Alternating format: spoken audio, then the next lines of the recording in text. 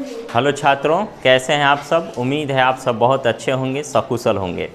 हमेशा की तरह आज भी हम आपके चैनल पर शर्मा आर्ट्स क्लासेस के इस यूट्यूब चैनल पर कुछ नए और ज्ञानवर्धक वीडियो लेकर आए हैं। चलिए छात्रों, आज का क्लास हम लोग शुरू करते हैं, लेकिन उससे पहले हमेशा की तरह आज भी हम आपको आग्रह करेंगे, यदि आप हमारे चैनल पर नए हैं तो वीडियो को लाइक शेयर कमेंट करें, लेकिन चैनल को ज़रूर से ज़रूर सब्सक्राइब करें। और यह वीडियो जिनके लिए भी ज़रूरी हो सकता है उनको ज़रूर शेयर करें। ठीक है, चलिए आज का शुरू करते हैं। आज हम लोगों को पढ़ना है मनोविज्ञान के बारे में। मनोविज्ञान जो है कि क्लास 11 से शुरू होता है इसका पढ़ाई। क्लास 11 से पहले 8, 9, 10 में इसका जो है कि विशेष कोई सिलेबस में जगह नहीं दिया गया है। ठीक है, मनोवैज्ञानिक गुणों में विभिन्नता, यह पाठ का नाम है। पहला पाठ है आप लोगों का, क्लास 12 का है यह।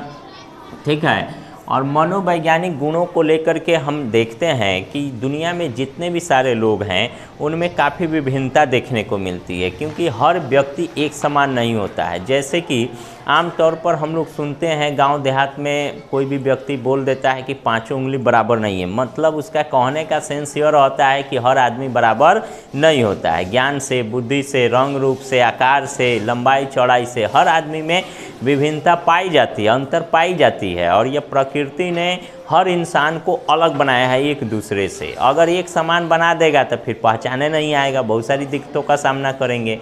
आप लोग देखते होइएगा कोई जुड़वा भाई या बहन होता है जो बहुत हद तक मिलता है, लेकिन फिर भी उनमें भी कुछ न कुछ विषमताएँ, असमानताएँ होती है एक दूसरे से, के अलग एक दूसरे के पास गुण होता है। तो वो जो गुण है वो शारीरिक भी हो सकता है, मानसिक भी हो सकता है, अलग अलग प्रकार के सांस्कृतिक और अनुशासनिक बहुत सारे गुण में विभिन्नताएं हो सकती है। हम लोग यहाँ आज के क्लास में उन मनोवैज्ञानिक गुणों में जो विभिन्नता है उसको जानेंगे। देखिए, असल में मनोवैज्ञानिक गुणों को लेकर के विभिन्नता जो है ये कई आधार हो सकते हैं। जैसे मनोवैज्ञानिक का मतलब जो मनोवैज्ञानिक गुण हैं, जैसे भाषा, सांस्कृतिक, बौद्धिक, भाषागत, तार्किक, सांस्कृतिक, बहुत सारे हो सकते हैं जिसका संबंध मस्तिष्क से होता है।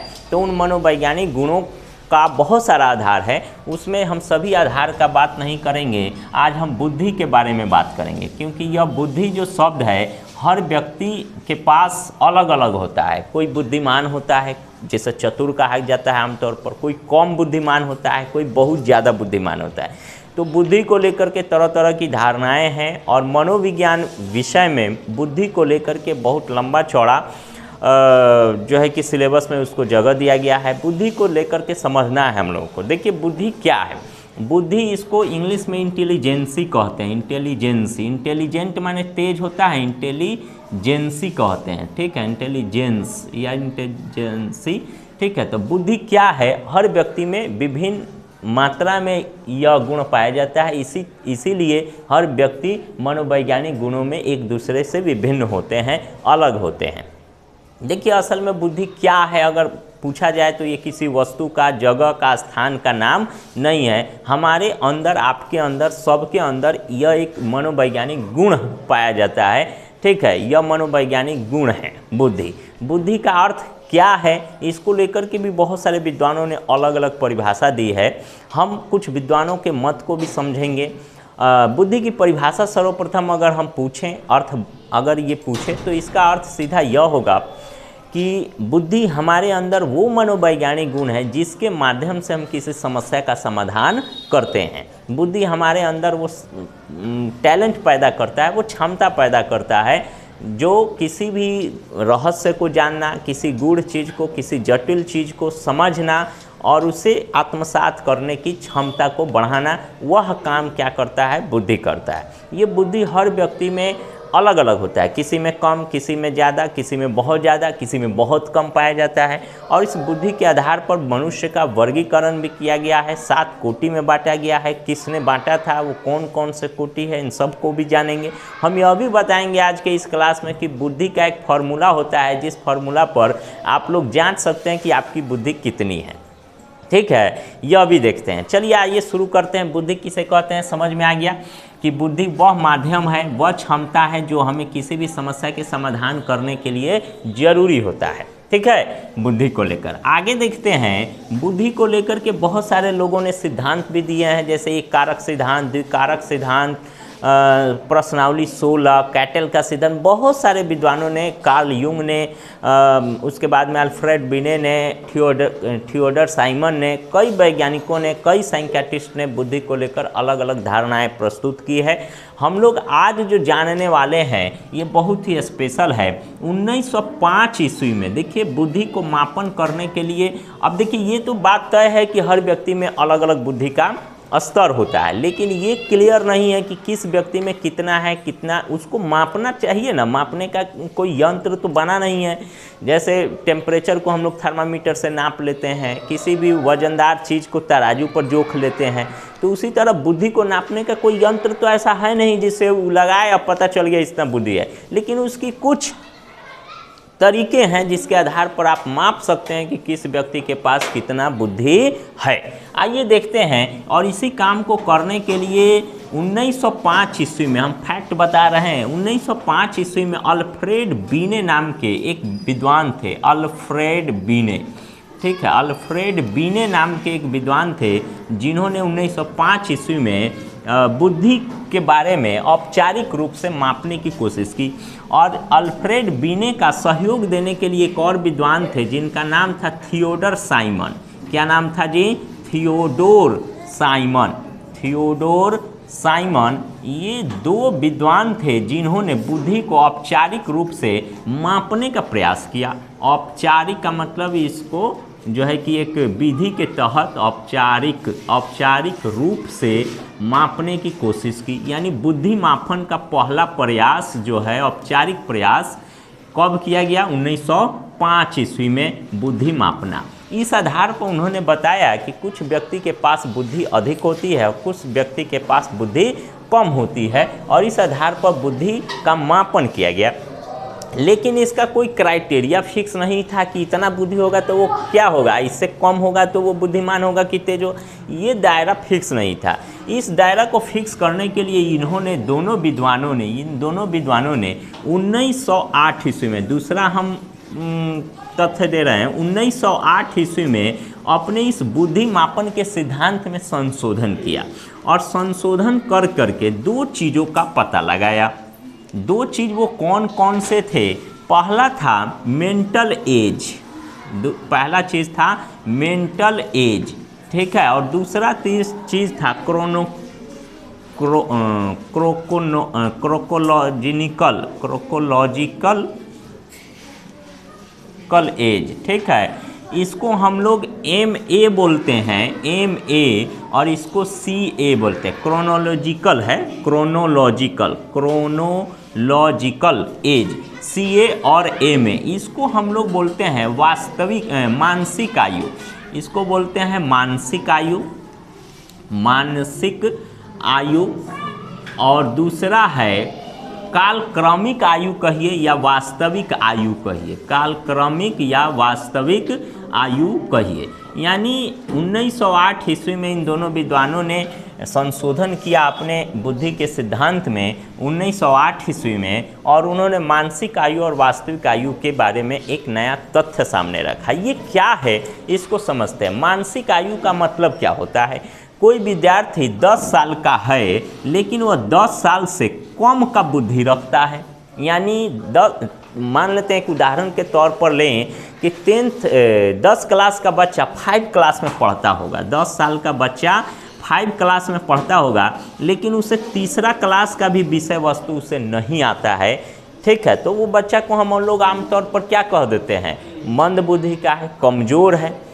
और वही 10 साल का बच्चा जो 5 क्लास में पढ़ता है, कभी कभी 6 क्लास का भी क्षमता रखता है, अपने से अधिक आयु के भी विषय वस्तु को समझने की योग्यता रखता है। तो इस आधार पर हम कहते हैं वह तेज है, वह बुद्धिमान है।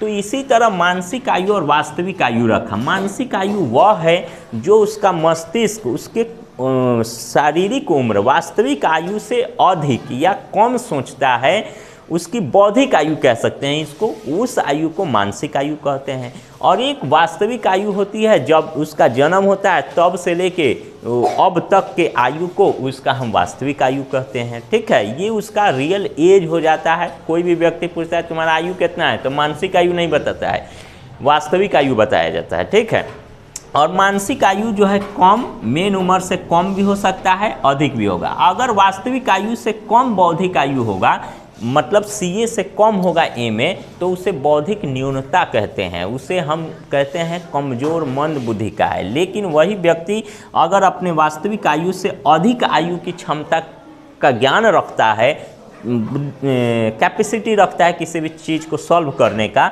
तो अधिक आयु का कम आयु के रहते हुए भी अधिक आयु के बराबर तुलना कर रहा है, इसका मतलब वो मानसिक रूप से स्ट्रांग है। और वैसे व्यक्ति को प्रतिभाशाली और हम तेज, बुद्धिमान, इंटेलिजेंट कहते हैं। ठीक है, तो इस तरह मानसिक आयु और वास्तविक आयु को लेकर के उन्होंने बताया। एक चीज़ और है कि अगर 10 साल का कोई बच्चा अगर 5 क्लास में पढ़ रहा है तो वो 5 क्लास का ही सिलेबस को ध्यान में रखता है, मतलब उससे नीचे का तो सब जान ही रहा है लेकिन आगे नहीं आ रहा है, कम से कम जितना उसे चाहिए उतना वो कंप्लीट कर लिया है, तो उस व्यक्ति को हम औसत कहते हैं, क्योंकि वह ना कमज़ोर है और ना ही वह तेज है, क्योंकि उसकी जितनी क्षमता है, वास्तविक आयु जितनी है उतनी उसकी मेंटल एज भी है, तो वो औसत विद्यार्थी हो गया। लेकिन औसत से कम जो होता है वह निम्न औसत कह सकते हैं, मंद बुद्धि कह सकते हैं, बौद्धिक न्यूनता कह सकते हैं, और अधिक होगा तो प्रतिभाशाली कहते हैं। तो इस आधार पर MA और CA के आधार पर यह बताया गया। हम यहाँ एक फार्मूला देंगे, इसको मिटा देते हैं, एक फार्मूला देंगे जिसके आधार पर थियोडोर साइमन और अल्फ्रेड बिने ने बताया कि हर व्यक्ति के अंदर बुद्धि की क्षमता, बुद्धि की जो प्राप्ति होती है, उपलब्धता हर व्यक्ति में अलग अलग होती है।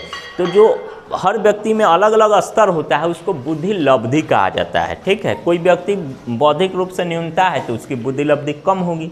जो कोई व्यक्ति बुद्धि में अपने वास्तविक आयु से अधिक मानसिक आयु रखता है वो मतलब प्रतिभाशाली है, तो उसकी बुद्धि लब्धि अधिक मानी जाएगी, और जो औसत है तो उसकी बुद्धि लब्धि सामान्य पाई जाएगी। तो यहाँ एक सूत्र हम देंगे बुद्धि लब्धि का, आप देख सकते हैं, यहाँ ध्यान दीजिए, बुद्धि लब्धि, ये एग्जाम में कई बार पूछा गया है, बुद्धि लब्धि किसे कहते हैं। ठीक है, तो बुद्धि लब्धि की परिभाषा यहाँ पर ऐसे है, मानसिक आयु, ऊपर रहता है मानसिक आयु, मानसिक आयु, आप बट्टा नीचे कालक्रमिक आयु लिखें या वास्तविक आयु लिखें।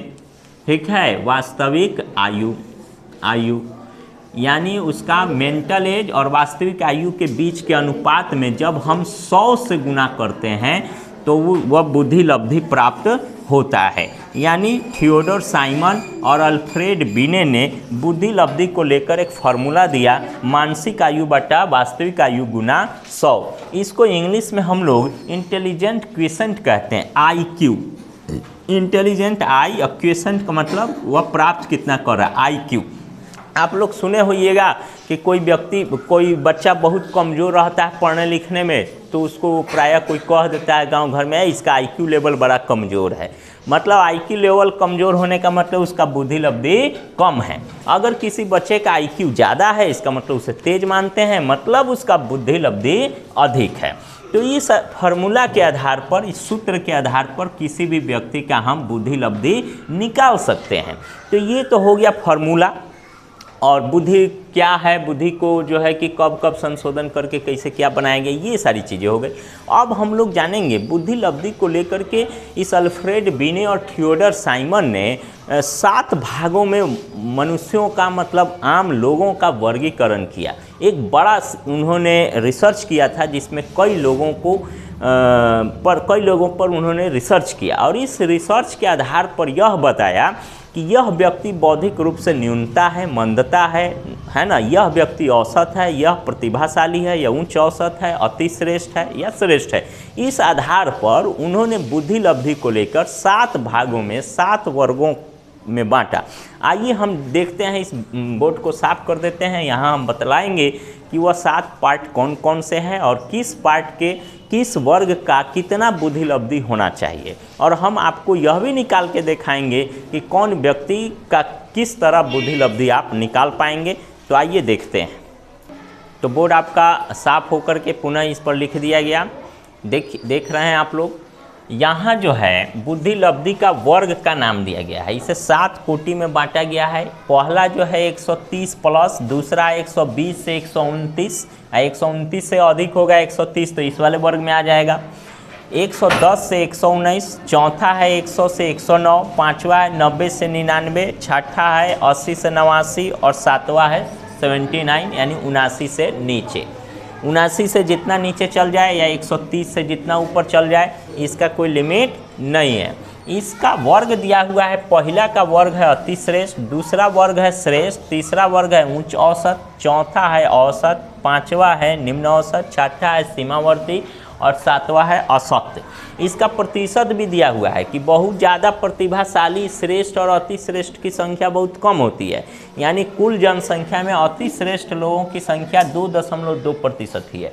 ठीक है, और 100 लोगों में मतलब 2% लोग होते हैं जो अति श्रेष्ठ की श्रेणी में आते हैं, और श्रेष्ठ की श्रेणी में थोड़ा उनसे ज़्यादा आता है 6.7। ये श्रेष्ठ होते हैं, ये भी बहुत अच्छे माने जाते हैं। उच्च औसत का मतलब ये 16.1 मतलब औसत से थोड़ा ऊपर है लेकिन ज़्यादा ऊपर नहीं है। चौथा है औसत। औसत जो बुद्धि लब्धि जिनकी होती है वो 50% होते हैं, अधिकाधिक संख्या इन्हीं की होती है।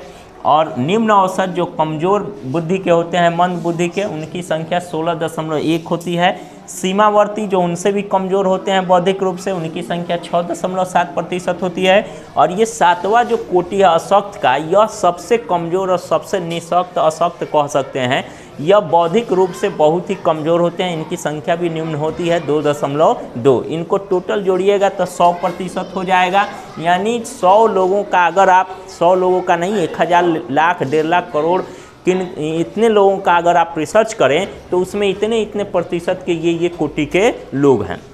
चलिए इनकी कैसे निकलती है, एक दो निकाल के हम आपको बताते हैं। जैसे कोई विद्यार्थी बुद्धि लब्धि IQ निकालने के लिए कोई विद्यार्थी मतलब 5वें क्लास का सवाल हल करता है, मतलब मानसिक आयु उसका 5 है, लेकिन वह वास्तविक आयु 5 साल का ना हो करके वह जो है कि 8वां क्लास का विद्यार्थी है, तो उसकी वास्तविक आयु मान लेते हैं 8 मान लो, चलो ठीक है 8। और गुना 100 अगर करेंगे तो इससे भाग करेंगे 2 चौका 25 चौका 25 पचे 125, 2 चौका 25 चौका 100, 25 पचे 125 बटा 2, यानी भाग करेंगे तो कितना आ जाएगा 6 और 10, 2 छक 12, 5 आएगा, 2 दूना 4, यानी इतना आ जाएगा लगभग 2 दूना 4, 1 पर 10 2, यानी लगभग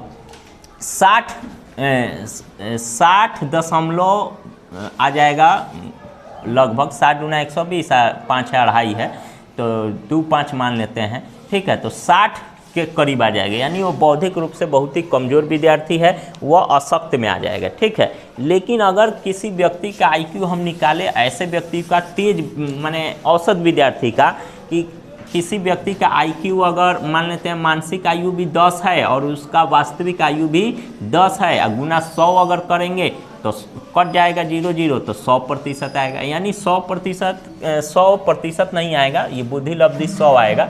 तो 100 किस में आ रहा है, 110 से 100 से 190 के बीच इसमें आ गया, तो ये औसत है। इनकी संख्या 50% होती है।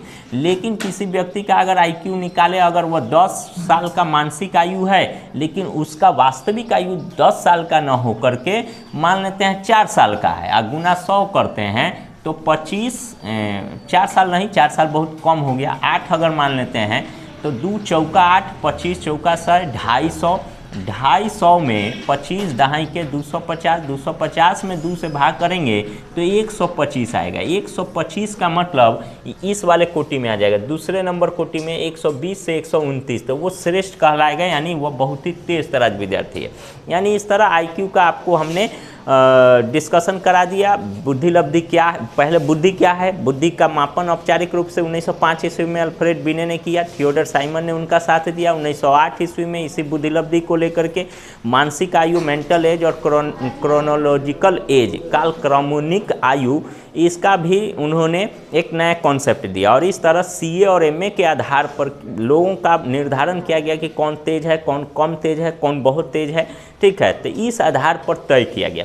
उसके अलावा बुद्धि लब्धि को लेकर के पूरे दुनिया में जितने भी लोग हैं इन्हीं 7 कोटि में बांटा गया है। या तो श्रेष्ठ, अति श्रेष्ठ, उच्च औसत, औसत, निम्न औसत, सीमावर्ती या असक्त हो सकते हैं। किस तरह आईक्यू लेवल निकालेंगे, बस उसके मानसिक आयु में उसके वास्तविक आयु से भाग कर दीजिए और गुना 100 कर दीजिए। जो भी आईक्यू आएगा वह आईक्यू इसमें देख लेंगे किस कोटि में आता है। जिस कोटि में आता है उसके सामने उसके वर्ग का नाम देख लेंगे। इस आधार पर तय कर लेंगे कि यह व्यक्ति इस वर्ग का है। यानी बुद्धि लब्धि अधिक भी हो सकती है, औसत भी हो सकती है, कम भी हो सकती है, बहुत कम भी हो सकती है।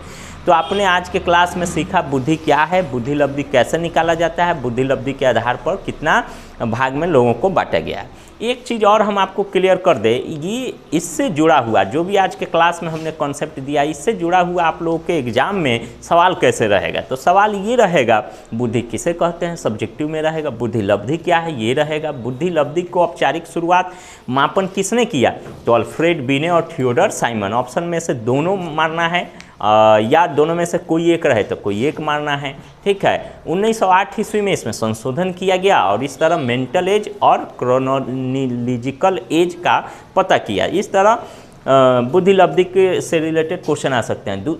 चौथा क्वेश्चन ये आ सकता है कि बुद्धि लब्धि को कितने वर्गों में बांटा गया है, तो 7 वर्गों में बांटा गया है। हो सकता है सवाल ये पूछ दे कि औसत बुद्धि लब्धि वालों की प्रतिशत, जनसंख्या प्रतिशत कितना होता है, तो 50% मारेंगे।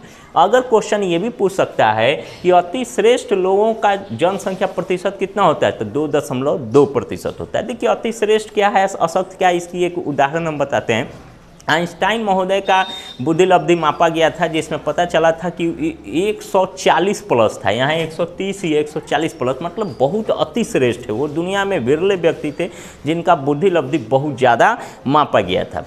अच्छा, असक्त की बात करते हैं। कालिदास जो कि हमारे देश के संस्कृत भाषा के बहुत बड़े विद्वान थे, लेकिन उन्हें ज्ञान प्राप्त होने से पहले वह बहुत बताया जाता है वो अष्टावक्र, मतलब अष्टावक्र नहीं बल्कि कालिदास बहुत ही असक्त व्यक्ति थे। ऐसा कहा जाता है कि विद्योत्मा से उनके विवाह के लिए जब उनके पिता के द्वारा भेजे गए अगुआ का जो टोली था वह जब पहुंचा कालिदास की खोज करने, लड़के की खोज करने, तो कालिदास एक पेड़ पर बैठ करके लकड़ी काट रहे थे और वो उस डाली पर बैठे थे जिस डाली को काट रहे थे। मतलब वो डाली कटेगा तो वो डाली लेते नीचे गिरेंगे। उनके पास इतनी भी समझ नहीं थी, मतलब उनका बुद्धि लब्धि आईक्यू बहुत कमज़ोर था। वैसे व्यक्ति को असक्त की श्रेणी में हम रखते हैं।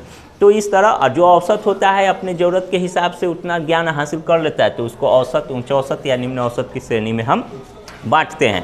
और ये रेयर होता है, ये दोनों बहुत कम होता है, ठीक है। तो आज के क्लास में आप लोगों ने बुद्धि लब्धि के बारे में जाना। देखते रहिए शर्मा आर्ट्स क्लासेज और चैनल को यदि सब्सक्राइब नहीं किए, आज का वीडियो आपके लिए यदि मददगार थोड़ा भी साबित हुआ है तो ज़रूर सब्सक्राइब करें और तक इस वीडियो को शेयर करें। आज के लिए हम इतना ही रहने देते हैं, फिर मिलते हैं अगले क्लास में। तब तक के लिए जय हिंद छात्रों।